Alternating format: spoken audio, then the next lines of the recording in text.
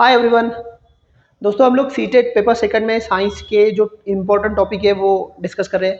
देखो हम लोग बहुत हाईली एग्जाम ओरिएंटेड डिस्कशन है अपना चालू। तो इससे पहले मैंने बहुत सारे लेक्चर रिकॉर्ड किए, प्लेलिस्ट में जाके देखिए आपको मिल जाएगी। आज हम लोग ब्लड सर्कुलेशन पे पढ़ते हैं। एक क्वेश्चन या एक से ज़्यादा भी पूछ सकता है, पर एक तो पूछेगा कंपल्सरी ब्लड सर्कुलेशन पे। बहुत ईजी है, अपन कभी कभी कंफ्यूज कर देता, तो मैं वो कंफ्यूजन आपकी दूर करके आपको ईजी तरीके से समझाने की कोशिश करता। पहले ऊपर ऊपर से समझते हैं, फिर आराम से टुकड़े करके समझते हैं। तो होता क्या, देखो हम लोग जब सांस लेते हैं ना, यहाँ से तो O2 ऑक्सीजन आता हमारा और ये लंग्स में जाता, लंग्स में से खून में मिलता। वो कैसा हम समझेंगे पार्ट में। तो ये लंग्स में जाएगा, खून में मिलेगा और फिर जाएगा हार्ट्स में, हमारे हार्ट्स में जाएगा। हार्ट में से फिर क्या करेगा, पूरे शरीर में फैल जाएगा। जो रेड लाइन दिख रहा है आपको, ये रेड लाइन तो अर्टरी से, मतलब हार्ट में आया, हार्ट से अर्टरी से पूरे शरीर में फैल गया, हर सेल तक जाएगा। हर सेल को ऑक्सीजन की ज़रूरत होती है एनर्जी तैयार करने के लिए, तो हर सेल तक ऑक्सीजन पहुंचाना बेहद ज़रूरी हो जाता। तो सेल तक ऑक्सीजन गया, वहाँ से फिर CO2 तैयार हुआ। क्या हुआ, CO2, जो कि आपको ब्लू में लिख के बता रहा हूँ मैं, CO2। तो इसको डीऑक्सीजनेटेड ब्लड भी बोलते हैं, या फिर आप कार्बन डाइऑक्साइड वाला भी बोल सकते हैं। तो क्या हुआ, वापस फिर ये वेसल्स में आया, जो ब्लू कलर में आपको दिखाई दे रही, फिर वापस ऐसा आके हार्ट्स में आया, मतलब यहाँ पर आया हार्ट में, और फिर मतलब यहाँ भी बता सकता मैं, और वापस फिर हमारे लंग्स में गया और लंग्स से हमने बाहर छोड़ दिया उसको, CO2। तो ऐसी कुछ कहानी होती है। तो यहाँ पे कंफ्यूजन क्या है कि मतलब कौन सी किस में से क्या जाता है, उसमें कंफ्यूज हो जाते हैं बच्चे। तो क्लियर करते हैं उसको। तीन, पहले ये जो पाइप है जिसको वेसल्स बोलते हैं उसको समझते हैं। देखो पहले आपको समझना है, जो लंग्स से हार्ट का कनेक्शन है वो उसको क्या बोलते हैं। उसके बाद में हार्ट से जो निकल रहे, हार्ट से एक निकल रही जो अर्टरी, जो देख रहे हैं अभी अर्टरी, जो रेड ब्लड है जिसमें ऑक्सीजनेटेड ब्लड है, तो वो है अर्टरी। तो वो पूरे शरीर में फैली है, दूसरी ये समझना है। उसके बाद में यहाँ पर ना एक बारीक बारीक, मतलब हमारी जो वेसल्स है उसके बारीक बारीक नसों का एक जाल रहता है, जिसको बोलते हैं कैपिलरीज। मैं आपको समझाता हूँ। कैपिलरीज वो होता है जहाँ पे गैस एक्सचेंज होते हैं, मतलब ऑक्सीजन और कार्बन डाइऑक्साइड एक्सचेंज होते हैं वहाँ पे। हालांकि सेल में होते हैं, सेल के बाहर हो जाते हैं, समझाता हूँ कैसे। फिर बाद में हम लोग क्या करते हैं, ये ब्लू लाइन दिख रही है जिसको बोलते हैं वेन्स। तो ये वेन से फिर हार्ट जमा होता है। मतलब आपको क्या समझना है, हार्ट से लंग्स का कनेक्शन, फिर ये शरीर में जो फैल रहे वो, ये दोनों को थोड़ा समझना है, फिर हम पार्ट्स में समझेंगे इसको। हाँ ठीक है बच्चों, तो यहाँ समझते हैं इसको। पहले देखो हमने क्या किया, लंग्स में ऑक्सीजन लिया, यहाँ पर O2 जो कि रेड कलर में, ऑक्सीजन लिया, O2 आया, लंग्स में गया, लंग्स में से क्या होगा, ये हमारे हार्ट में आया। काय से आया, पल्मोनरी वेन से आया, पल्मोनरी वेन से आया ऑक्सीजनेटेड। ठीक है, फिर बाद में हार्ट में आने के बाद में फिर पूरे शरीर में फैल गया यहाँ पे। तो वो फैलता, वो काय से फैलता, ये जो अर्टरी है, रेल कर दी अर्टरी, ये अर्टरी से फैलता, पूरे शरीर में फैल गया ऑक्सीजनेटेड। मैं अभी कंफ्यूजन नहीं दूर कर रहा हूँ, आपको थोड़ा समझाने की कोशिश कर रहा हूँ। इसको थोड़ा बड़ा कर देता ताकि थोड़ा अच्छे से समझ में आए। ठीक है, इतना ही कर। अब यहाँ से ये सेल तक गया हमारी बॉडी में, सेल में ऑक्सीजन इस्तेमाल हुआ, फिर उसका कार्बन डाइऑक्साइड तैयार हुआ, और फिर बाद में वापस सेल में से बाहर आया। सेल में से बाहर आने के बाद में ये छोटी छोटी जो दिख रही है ना, वैसे छोटी छोटी बारीक बारीक, इसको कैपिलरीज बोलते हैं। तो कैपिलरीज में क्या होता है, गैसेस एक्सचेंज होते हैं, गैसेस क्या होते हैं, एक्सचेंज होते हैं।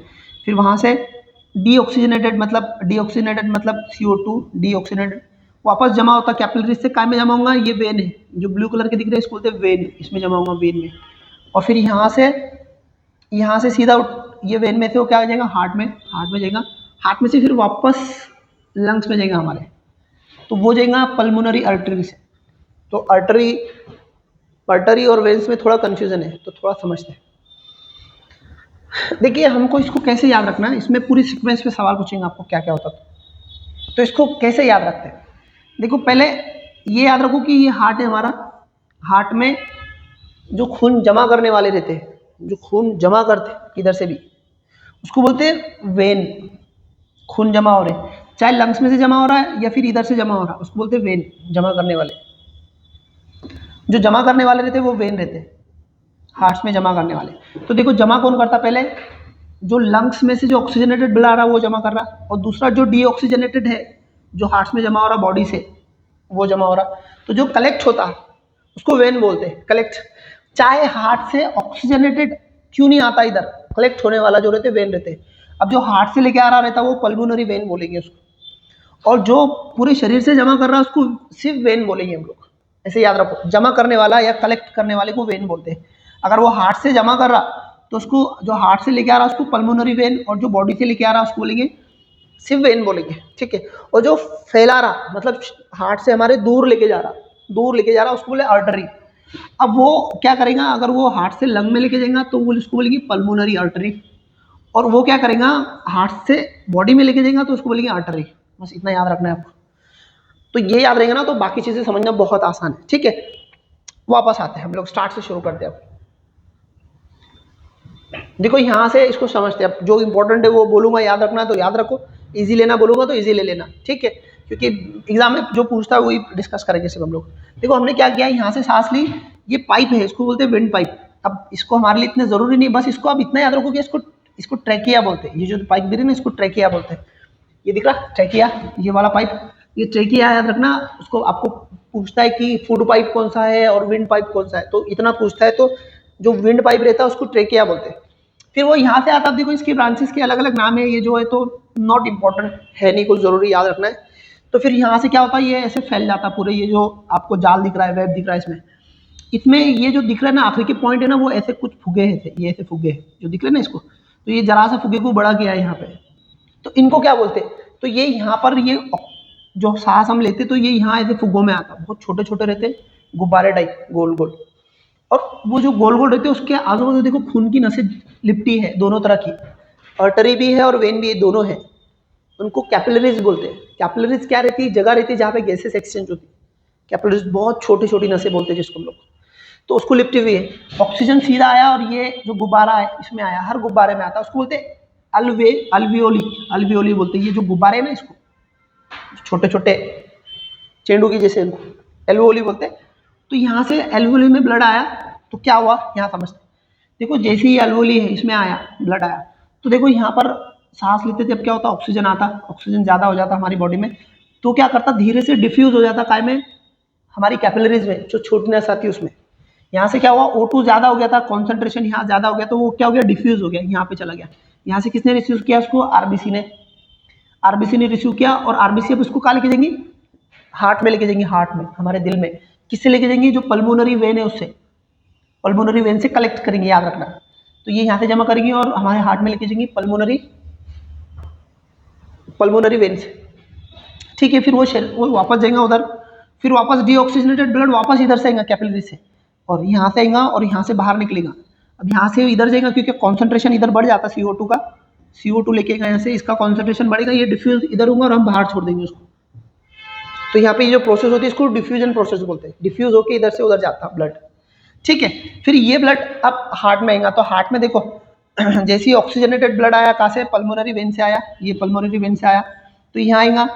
ठीक है, अब ये हार्ट के 4 चेंबर है, कौन कौन से थोड़े समझ लेते हैं, अगर यहाँ नहीं समझ लेंगे तो यहाँ समझाते, यहाँ समझ लेते। तो ये जो दिख रहा ना इसको बोलते हैं वेंट्रिकल्स, ये वेंट्रिकल्स है, ये नीचे के जो 2 चेंबर है इनको वेंट्रिकल्स बोलते हैं, वेंट्रिकल्स। और ये एट्रियम, ये वाला एक एट्रियम है और ये वाला एट्रियम। अब इसमें वॉल ये वो कुछ काम का नहीं है हमारे, इतना हमको उसको बारीकी से नहीं समझना है, हमको नहीं पूछता है, बस इतना याद रखो 4 चेंबर है, नीचे के 2 क्या है, वेंट्रिकल है, और ऊपर के 2 क्या है, एट्रियम है। बस इतना याद रखो, राइट लेफ्ट में कंफ्यूज नहीं होना है हमको पूछता नहीं है तो हम डिटेल में नहीं जानेंगे। तो क्या हुआ, ऑक्सीजनेटेड ब्लड लेके आया, पल्मोनरी वेन ने यहाँ आया, फिर यहाँ से गया, अब वो पूरी बॉडी में फैल गया आर्टरी के जरिए, है ना, पल्मोनरी वेन से आया ऑक्सीजनेटेड ब्लड, फिर यहाँ से पूरी बॉडी में फैल गया। ठीक है, पूरी बॉडी में फैल गया, फिर बाद में पूरी बॉडी में गया, सेल में गया, सेल ने उसको क्या किया, रेस्पिरेशन मुकम्मल किया अपना और CO2 तैयार किया। फिर CO2 वापस जमा होकर कैपिलरीज से, सेल में से आया, कैपिलरीज में गया, कैपिलरीज में से वापस वेन से जमा होके देखो यहाँ से वेन से जमा होके इसमें आया, और फिर बाद में पल्मोनरी आर्टरी से वापस हार्ट में चला गया। तो ये ऐसा कुछ होते रहता है इसमें। अब ये इतनी कन्फ्यूजन में जाना नहीं, क्योंकि ये कन्फ्यूज करता है, अगर पॉज करके समझ लियो तो ठीक है, नहीं तो टेंशन मत लो। सिर्फ इतना याद रखो यहाँ पे कि 4 कप्पे रहते हैं, नीचे वाले को 2 को क्या बोलते हैं और ऊपर के 2 कप्पों को क्या बोलते हैं। ब्लड कौन कहाँ से लेके आ रहा है वो तो याद रखना ही है आपको, उस पर तो कंपलसरी सवाल पूछता। ठीक है, तो ये 4 चेंबर है, इसमें क्या होता है, ऑक्सीजनेटेड ब्लड आता, पल्मोनरी वेन से आता और आर्टरी से बाहर चला जाता, बॉडी में फैल जाता, फिर बाद में वेन उसको जमा करती, वेन जमा करती और पल्मोनरी आर्टरी हार्ट में लेके जाती, जो कन्फ्यूजन वाला पार्ट है वो। ठीक है, तो ऐसा समझ लो उसको। फिर अब ये हार्ट में आया, हार्ट में आने के बाद में क्या होता है, देखो ये यहाँ पर ना हमारा जैसे कि ब्लड ये दोनों कप्पों में आता, एक में ऑक्सीजनेटेड है और एक में डीऑक्सीजनेटेड है, तो ये कॉन्ट्रैक्शन होता हमारा हार्ट, ऐसा उसका कॉन्ट्रैक्शन होता। अब वो जो भी वजह से होता, खैर हमारे काम का नहीं है, ऐसा कॉन्ट्रैक्शन होता, जैसी दबा कि ब्लड एक हार्ट में एक लंग्स में निकल जाता और एक सीधा बॉडी में फैल जाता ऐसा दबने से। जैसी दबा कि ब्लड फटाफट बॉडी में गया और इधर लंग्स में गया, ऑक्सीजनेटेड बॉडी में गया और डीऑक्सीजनेटेड लंग्स में गया। जैसी दबा, जैसे रिलैक्स हुआ कि अपनी पोजीशन पे आता, फिर रिलैक्स होता, दबता रिलैक्स होता, दबता रिलैक्स होता, कॉन्ट्रैक्शन रिलैक्सेशन चलते रहता है यहाँ पे, जिसकी वजह से क्या होता है, जैसी दबा के बॉडी खून फैल गया, जैसी रिलैक्स हुआ कि वापस जमा हो गया।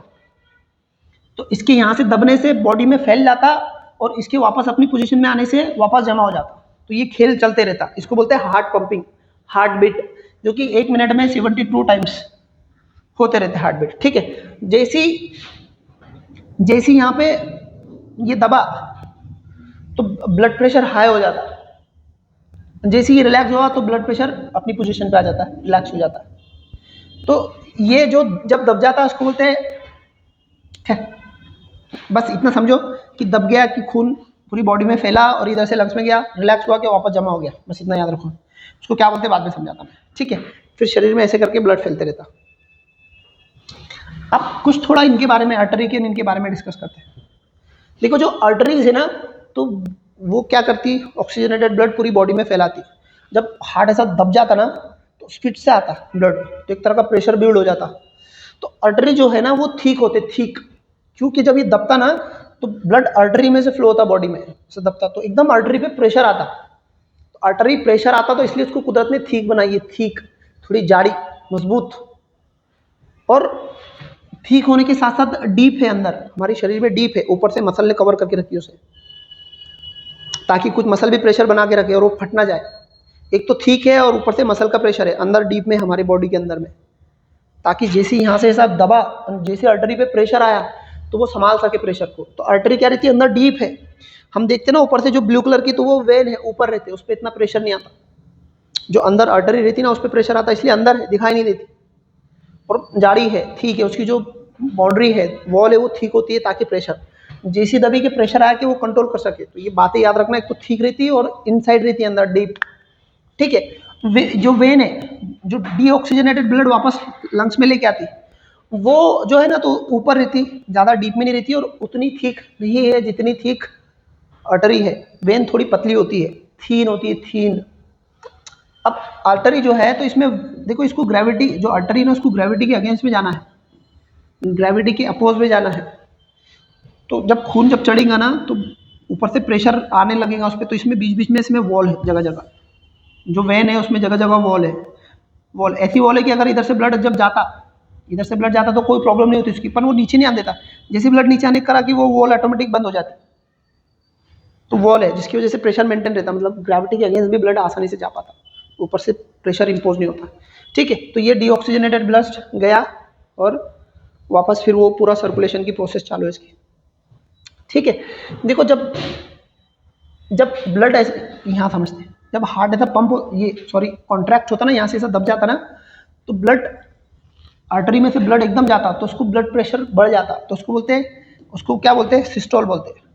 एक दो टर्म्स है यहाँ पे, एक रहता सिस्टोल, सिस्टोल। अब स्पेलिंग अगर गलत होंगी तो समझ लो, मेरी स्पेलिंग याद नहीं रहती।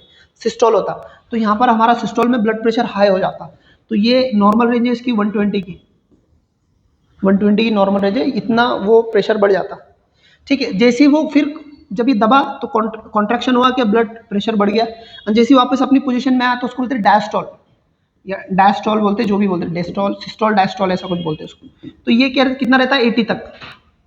तो जो ब्लड की हमारी ब्लड प्रेशर की जो नॉर्मल रेंज है, सिस्टोल क्या है 120 और डायस्टोल कितनी है 80 है। तो ये ब्लड की हमारी नॉर्मल रेंज है, इसके बीच में हमारा ब्लड प्रेशर रहता है नॉर्मल। सांस लिए, सांस खींचे तो बढ़ जाता है, सांस छोड़े तो रिलैक्स हो जाता है। तो ये सिस्टोल और डायस्टोल के बीच की रेंज है, याद रखना, ये हमारे ब्लड प्रेशर की रेंज है 20 to 120 है, सॉरी 80 to 120, ठीक है। अब ये जो हमारा ब्लड प्रेशर जो मशीन में बोलते हैं उसको बोलते हैं स्फिग्मोमैनोमीटर, स्फिग्मोमैनोमीटर बोलते हैं। मैं इमेज लेके नहीं आया, उसको दिखा देता है। वो हाथ पे पट्टा बांधते हैं ना, हमको हाथ पे पट्टा बांधते हैं, एक पंप रहता है उसके हाथ में, उसको दबाते हैं ऐसा, उसको स्फिग्मोमैनोमीटर रहते हैं। और जो हमारे हार्ट की बीट चेक करते हैं डॉक्टर गले में लटका के, है ना, उसको स्टेथोस्कोप बोलते हैं। उसे हार्ट बीट या हार्ट बीट रेट चेक किया जाता है, जो कि 72 पर मिनट होता है उसको, ठीक है। तो ये सब चीज़ें डॉक्टर लोग करते हैं, हमारे लिए इतना ही काफ़ी है। ब्लड सर्कुलेशन में देखो, आपको ये सबसे ज़्यादा सवाल कहाँ पूछेगा, यहाँ पे पूछेगा कि ऑक्सीजनेटेड ब्लड कौन लेके आता, डीऑक्सीजनेटेड ब्लड कौन लेके जाता, कहाँ से कौन लेके जाता, pulmonary artery, pulmonary vein, when और आर्टरी इनके बीच में, और हार्ट्स लंग से कौन जा रहा। तो ये सीक्वेंस पे सवाल बार बार पूछता है, ऑक्सीजनेटेड कौन सा है, डीऑक्सीजनेटेड कौन सा है, जो कि मैंने आपको समझाने की कोशिश की, उसको ध्यान में रखो। एक बार जो मैंने कलेक्ट करने का और उसको फैलाने का जो है ना, उसको रिपीट करके देख लेना 2-3 बार, दिमाग में बैठ जाएगा ना, तो फिर कभी भूलेंगे नहीं उसमें, ठीक है। तो ये कुछ हमारा जो ब्लड सर्कुलेशन था इस पे सवाल पूछता है। इसकी आर्टरी और वेन की जो पोजीशन है उस पर भी सवाल पूछेंगे आपको, याद रखो, इसको याद रखो, ठीक है। अभी के लिए इतना ही, फिर आगे इससे रिलेटेड जो भी कंसेप्ट है ना फिर डिस्कस करेंगे, क्योंकि हमारी ह्यूमन बॉडी में बहुत सारी चीज़ों पे सवाल पूछा जाता है। तो अभी हमने शुरुआत की है अभी तो ब्लड से, और बहुत सारी डिस्कस चीज़ें करेंगे।